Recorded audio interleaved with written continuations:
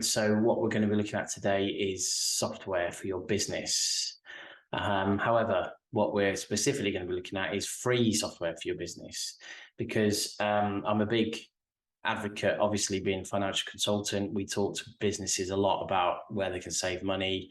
And one of the most important times in your business's life to save money is at the beginning when you're just setting up. So what we're going to look at today is some software that for your for a startup business or for a small business, a small SME, is good software, but it's free. And just to cover that in terms of why it's free, because obviously these people need to make money just like all other businesses do. Now, back in the day when I was younger, which was not that long ago, to be honest, but there was a fairly simple model for software. You bought a CD-ROM, you put it in your computer, you installed the software.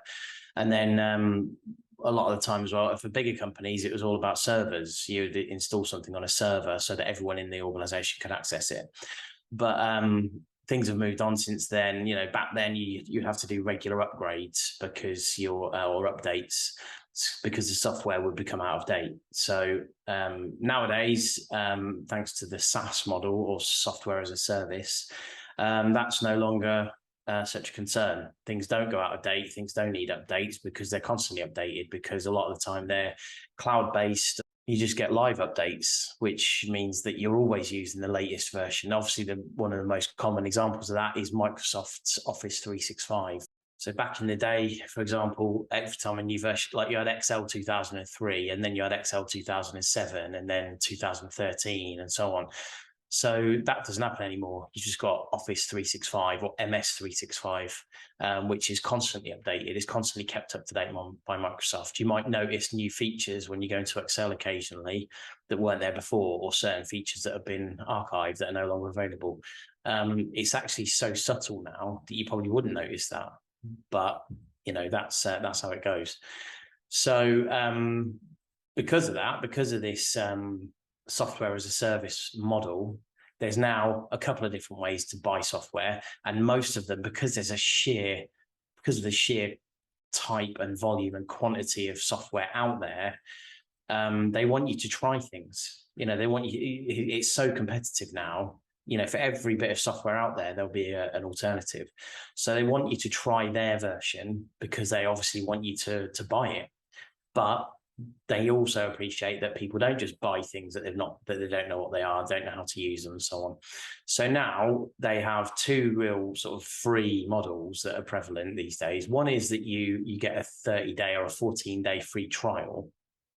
So you pay nothing for the first 14 days, 30 days, sometimes longer.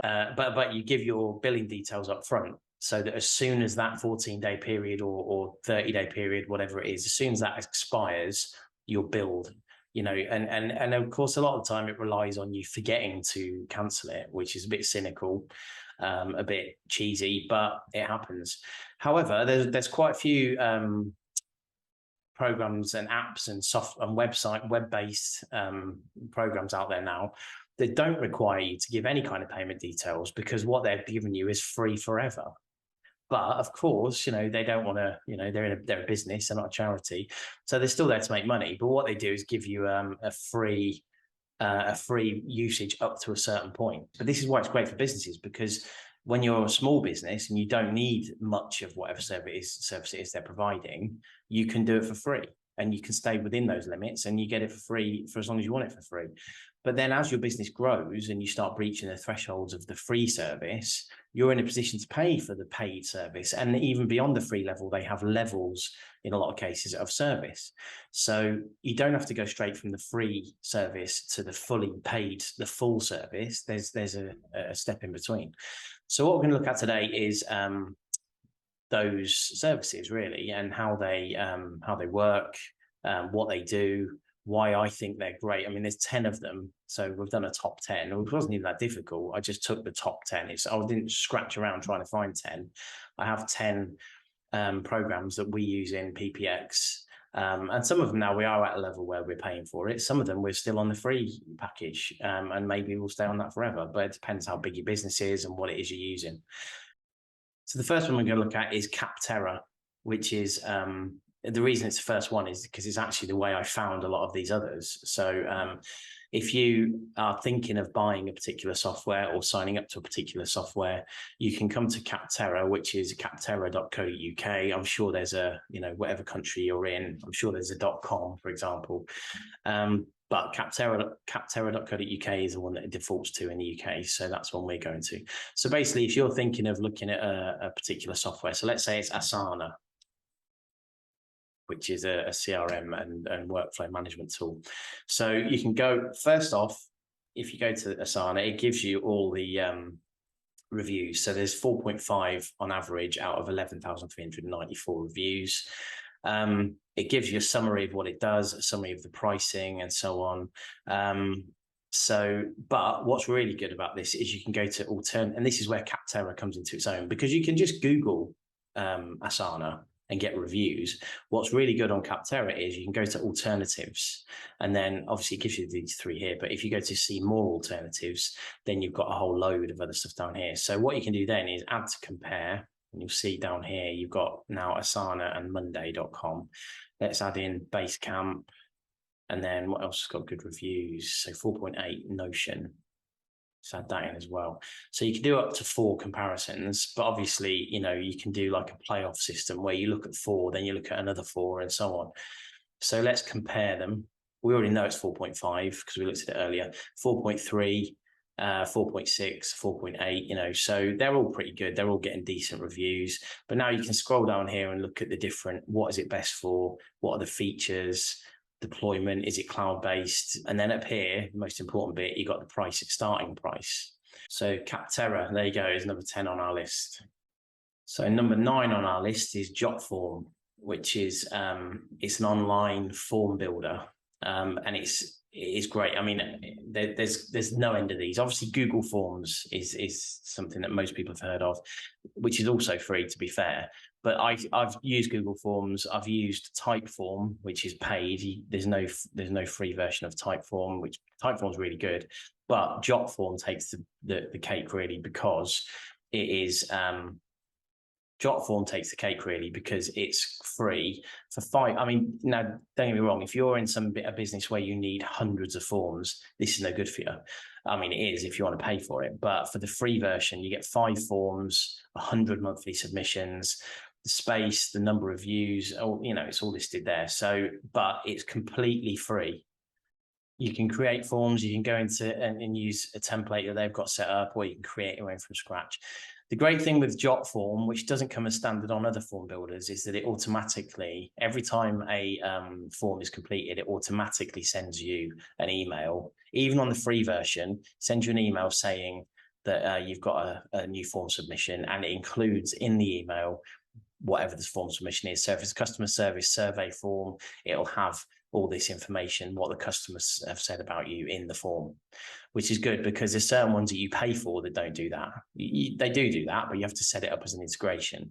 So that's number 9, Jotform. Number 8 is Todoist.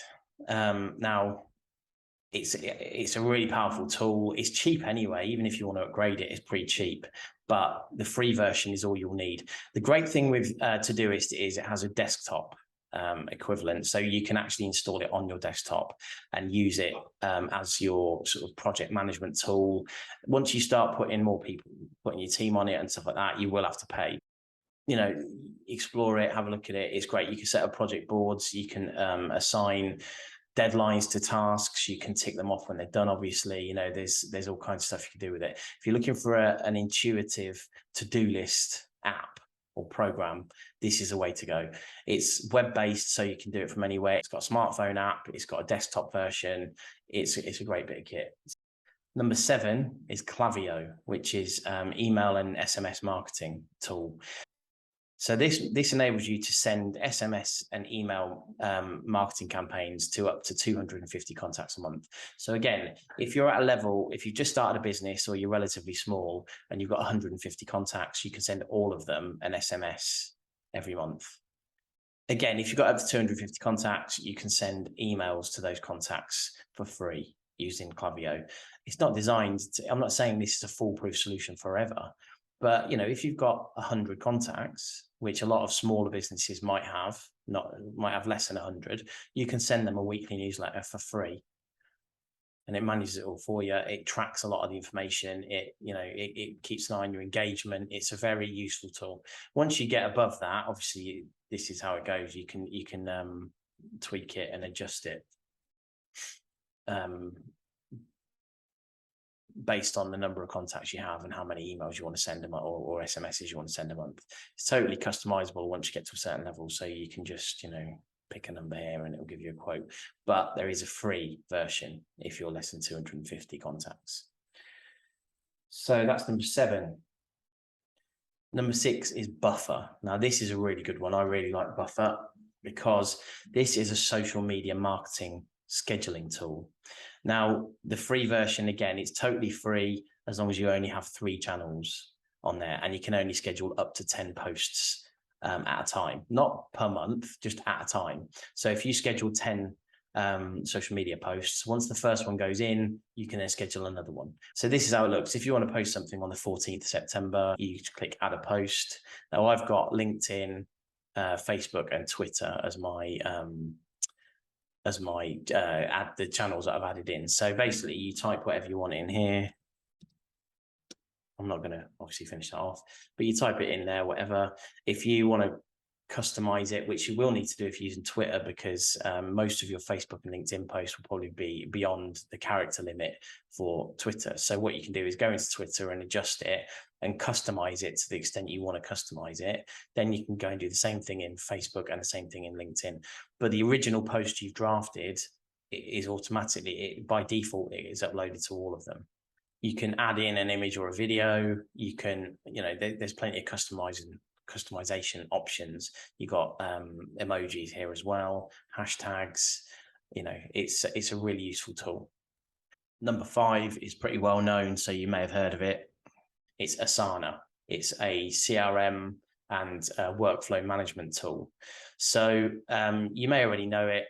It's very popular, but it's what people don't realize compared to some of the other workflow management tools, it's completely free if you are keeping it below a certain level, like with everything else we're talking about today. So if you've got a team of 3 people, for example, you can sign up to Asana, you can allocate tasks to other team members, you can review what everyone's up to, you can see the workflow people have got on, you can communicate, you can set up a task, assign it to somebody, and then you can all talk to each other through that task through instant messaging. So there's a lot of stuff you can do with that. It's a great tool. And as with many of these things, I mean, this is a relatively short video, so I can't really go into detail on all of it, but it's definitely worth having a look at. Number 4 is tracking time. So I've got a team of people, and obviously I need to know for invoicing purposes what they're up to and how long they've spent on particular tasks and projects. So the great thing about tracking time is it has a browser button. So you could, whatever browser you use, it works with Edge, it works with Firefox, it works with Google Chrome. They're the only ones I've tried it on, but I believe it works with pretty much any browser. You can install it so you get a button at the top of your browser. And once you've got that browser button installed, you can just click that button and it starts timing. You type in the task you're working on and it tracks what you're doing. The great thing as well is that it integrates with Asana and Todoist. It integrates with many others. These are all the things it integrates with.